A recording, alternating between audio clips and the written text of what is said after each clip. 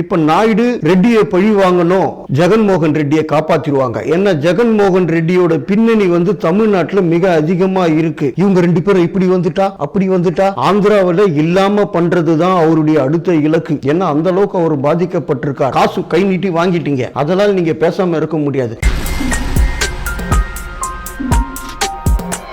உலக அறிவாளிகளே வணக்கம். தமிழ் சர்க்காருக்காக நான் உங்கள் விஜயகுமார். நாடாளுமன்ற தேர்தல் முடிஞ்சு குதிரை பேரம், அந்த பேரம் இந்த பேரம் சொல்லிட்டு இந்தியா கூட்டணி எல்லாருமே டெல்லியில ஒரு முகாமிட்டு இருக்கிறாங்க. அது ஒரு ராசி இல்லாத கூட்டணி தான். ஆரம்பத்தில இருந்தே பல மக்கள் பரவலா பேசிட்டு வராங்க. சரி, இது ஒரு புறம் இருக்க, மோடிக்கு ஏன் நாயுடு ஆதரவு தரார், நிதிஷ்குமார் ஏன் தரார், இவங்க ரெண்டு பேரும் இப்படி வந்துட்டா அப்படி வந்துட்டா, ஓரளவுக்கு பேசுங்கயா. எப்படி அவரை நம்பி வருவான்? 99 நம்பி வருவாரா, 37 நம்பி வருவாரா? அதுக்கப்புறமா இருக்கிற நம்ம முக ஸ்டாலின் 21 சீட்டோடு அங்க உட்கார்ந்து இருக்காரு. இவங்களை நம்பியா நாயுடு வருவார்? 240 சீட்டு வச்சிருக்கிற மோடியை நம்பி தான் போவார். மோடியை விட்டு அவர் பிரிஞ்சு வந்ததால தான் அவர் ஆட்சி போச்சு, சிறைவாசம், பல இன்னல்களை கடந்த 5 வருஷத்துல நிறைய அவர் சந்திச்சார். அவருக்காக குரல் கொடுக்க இந்த இந்தியா கூட்டணியிலிருந்து ஒருத்தர் கூட முன்னுக்கு வரல என்பது நாயுடுவோட நெருங்கியமான ஒரு வட்டாரத்திலிருந்து நமக்கு கிடைத்த தகவல். நாயுடு என்ன இருந்தாலும், ஆந்திராவில் இருந்தாலும் அவர் இளைஞர் காங்கிரஸ்ல மிகப்பெரிய ஒரு வலம் வந்தவர். அவர் காங்கிரஸ் ரத்தம் தான் நாயுடு ஓடுது. இன்னைக்கு காங்கிரஸ் பக்கத்திலேயே சேர்க்கல. அதே மாதிரி ராஜசேகர் ரெட்டி இருந்தார் தெரியுங்களா, அவரும் காங்கிரஸ் சித்தூர் ஜில்லால நம்பர் 1 இருந்தாங்க. அவங்க சாதாரண நாட்கள்ல ரெண்டு பேரும் காங்கிரஸ்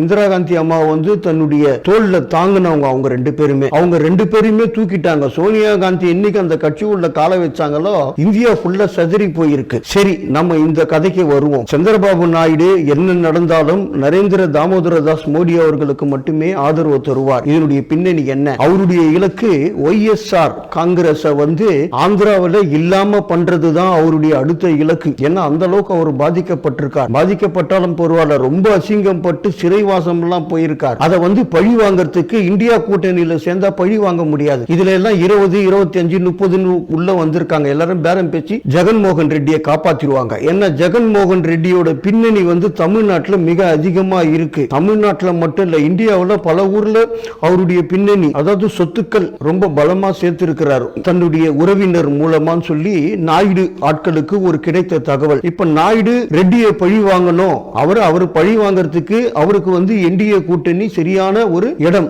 ஏன்னா 240, இது 99, 100 தாண்டல. அதுவும் இவங்க எல்லாம் பார்க்கும் போதே ரொம்ப ஓடி போய் பதவி வெறி பிடிச்சவங்க தான் இந்த கூட்டணிக்கு வராங்கன்றது நாயுடு தரப்பு ஆட்கள். நம்ம சித்தூர்ல இருந்து நமக்கு கிடைக்கக்கூடிய தகவல். அவங்கள நம்பி போனா நாயுடு நாளைக்கு மோசம் ஆயிடுவார். அதனால என்டிஏ கூட்டணி தான் சொல்லி நாயுடோட நெருங்கிய நண்பர்கள் வட்டாரங்கள் எல்லாம் அவர் அங்க புஷ் பண்ணிட்டே இருக்கிறாங்க. அதுவும் சினிமா வட்டாரமும் நாயுடு கையில தான் அதிகமா இருக்கு, ரெட்டி கிட்ட கிடையாது. ரெட்டியை நம்பி போய் தான் நிறைய பேர் பாதிக்கப்பட்டதா நிறைய கருத்து இருக்கு. இப்போ நாயுடு ரெட்டியை பழி வாங்கக்கூடிய நேரம். சாரி, இதுல ஜாதி பிரச்சனை வந்துற போது சந்திரபாபு நாயுடு, ஏன்னா அவங்க பேருக்கு பின்னாடி ஜாதி வைப்பாங்க. சந்திரபாபு நாயுடு ஜெகன்மோகன் ரெட்டியை பழி வாங்கறதுக்கான ஒரு நேரம். அதை தேர்ந்தெடுத்தது தான் என்டிஏ கூட்டணி தலைமையில நரேந்திர தாமோதர தாஸ் மோடி. அவரு சும்மா உட்கார்ந்து இருப்பார். ஏன்னா ரெட்டி யாருக்கும் ஆதரவு இல்ல, நீ என்ன பண்றியோ பண்ணிக்கன்னு சொல்லிட்டு அமைதியா விட்டுருவார். இவருடைய விளையாட்டு ஆந்திராவில் முழுமையும் தன் கண்ட்ரோலுக்கு எடுத்துட்டு வரணும்னா சந்திரபாபு நாயுடு தேர்ந்தெடுத்த நரேந்திர தாமோதர தாஸ் மோடி தலைமையை